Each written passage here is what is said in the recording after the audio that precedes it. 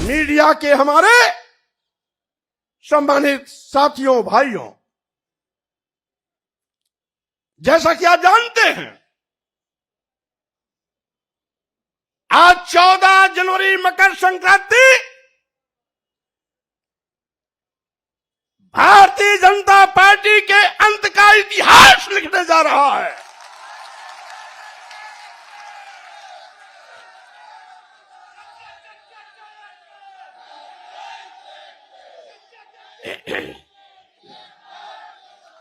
आज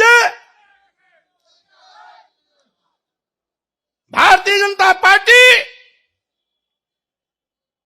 के वो बड़े बड़े नेता जो कुंभकर्ण नींद सो रहे थे, जिनको कभी विधायकों, सांसदों और मंत्रियों से बात करने का वक्त नहीं मिलता था,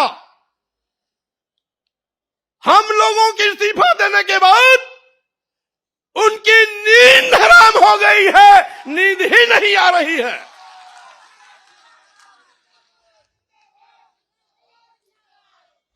और साथ ही साथ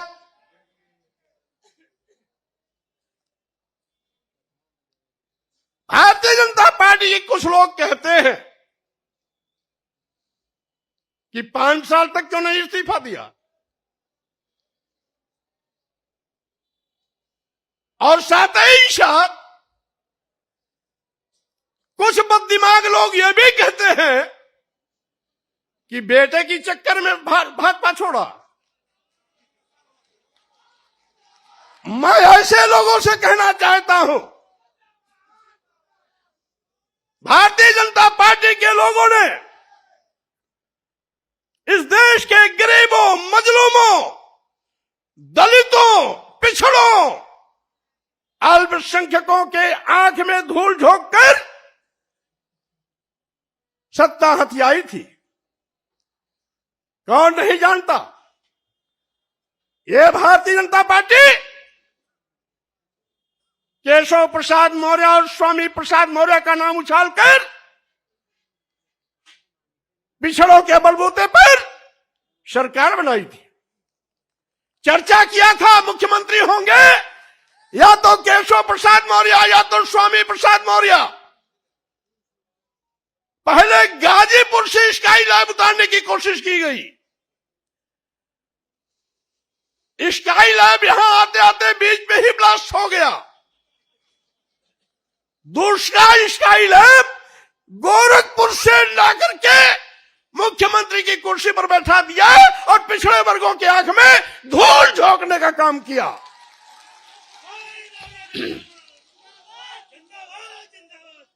आज सरकार बनावे दलित और पिछड़े, और मलाई खामे वो लोग अगड़े 5% लोग। मैं कहना चाहता हूं, आप कहते हो नारा दे रहे हैं 80 और 20 का, और मैं ये कहता हूं 80-20 नहीं, अब तो होगा 15 और 85 का। 85 तो हमारा है, 15 में भी बंटवारा है।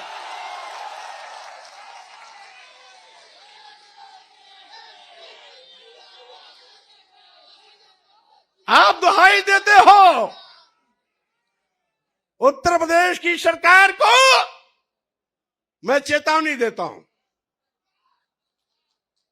आप कहते हो हम हिंदू कार्ड पर चुनाव जीतेंगे। अगर आप बड़े हिंदू के हमदर्द हैं तो अनुसूचित जात, अनुसूचित जनजाति, पिछड़े वर्गों को भारतीय संविधान के अंतर्गत जो अधिकार देकर के आरक्षण की व्यवस्था दी गई, उसको अजगर की तरह निगलने का पाप क्यों किया आपने? अभी अभी 69,000 शिक्षकों की भर्ती हुई। 19,000 आरक्षित पदों पर सामान्य वर्ग को नियुक्ति पत्र दे दिया।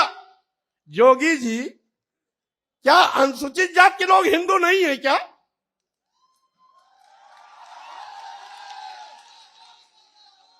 क्या अनुसूचित जनजाति के लोग हिंदू नहीं है क्या? क्या 54% वाला पिछड़ा वर्ग हिंदू नहीं है क्या? और अगर 23% वाले अनुसूचित जाति और जनजाति के लोग हिंदू हैं, 54% वाले पिछड़े वर्ग के लोग हिंदू हैं, तो इन 54% और 23% के आरक्षण को आप क्यों निगल गए? क्यों दूसरों को इनका हिस्सा दे दिया? आप बड़े हिंदू के हमदर्द बनते हैं। और यही नहीं, मैं कैबिनेट में था, एक प्रस्ताव आया, बिना एडवर्टाइजमेंट निकाले, बिना आवेदन पत्र मांगे, कैबिनेट में चिकित्सा शिक्षा विभाग का एक प्रस्ताव आया कि चूंकि अनुसूचित जाति, जनजाति और पिछड़े वर्ग के अभ्यर्थी उपलब्ध नहीं है, इसलिए इनकी जगह को सामान्य वर्ग से भर दिया जाए। हमने कैबिनेट में करारा विरोध किया। हमारे विरोध पर मुख्यमंत्री ने भी अपनी सहमति जताई। सहमति जताने के बाद भी उस नियुक्ति पर रोक नहीं लगाई। ये हमदर्दी है। और हमने पूछा, क्या आपने एडवर्टाइजमेंट निकाला? नहीं। तो हमने ये कहा, आपने लिखा कैसे? एक बार विज्ञापन निकलता, दोबारा निकलता, तिबारा निकलता, और तीनों बार में जब कोई आवेदन नहीं आते तो इस प्रकार की नोटिंग होती।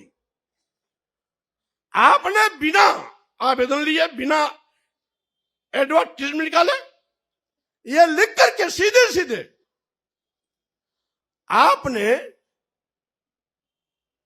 पिछड़ों और अनुसूचित जाति, अनुसूचित जनजाति के आरक्षण के हिस्से की सीट सामान्य वर्ग को दे दिया। यही नहीं, अब तो सरकारी संस्थान भी निजी क्षेत्रों में दे रहे हैं, क्योंकि न रहेगी बांस न बजेगी बांसुरी। यानी जब सरकारी संस्थान निजी क्षेत्र में चले जाएंगे तो आरक्षण देने की जगह ही नहीं रहेगी। आरक्षण अपने आप खत्म हो जाएगा, क्योंकि निजी क्षेत्रों में आरक्षण वैसे भी नहीं होता। तो जोगी जी, मैं ये कहना चाहता हूं,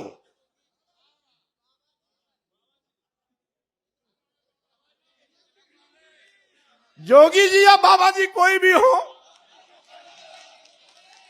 मैं ये कहना चाहता हूं, मुख्यमंत्री की कुर्सी पर बैठ करके पाप करोगे और साथ ही साथ दुहाई देगो हिंदू की। क्या आपकी नजर में कुछ बड़ी जात के लोग हिंदू हैं क्या? अनुसूचित जात के नहीं है, अनुसूचित जनजाति के नहीं है, आदिवासी नहीं है, पिछड़े वर्ग के नहीं है, तो वही 10-5% अगर आपके हिंदू हैं तो आपका खटिया खड़ी बिस्तरा गोल होना तय है। क्योंकि बंटवारे की लाइन आपने खींच दिया है। अब तो अनुसूचित जाति, जनजाति, आदिवासी, दलित, गरीब, पिछड़े, मजलूम सब एक साथ खड़े होंगे और 8-10% जो आपके साथ, जिसको आप हिंदू मानते हो बड़ी जाति, वो आपके साथ खड़ी होगी और उसमें भी हम बंटवारा करेंगे, क्योंकि उन बड़ी जातियों में भी कुछ समाजवादी चिंतन के हैं और कुछ अम्बेडकरवादी चिंतन के हैं। इसीलिए साथियों, मैंने कहा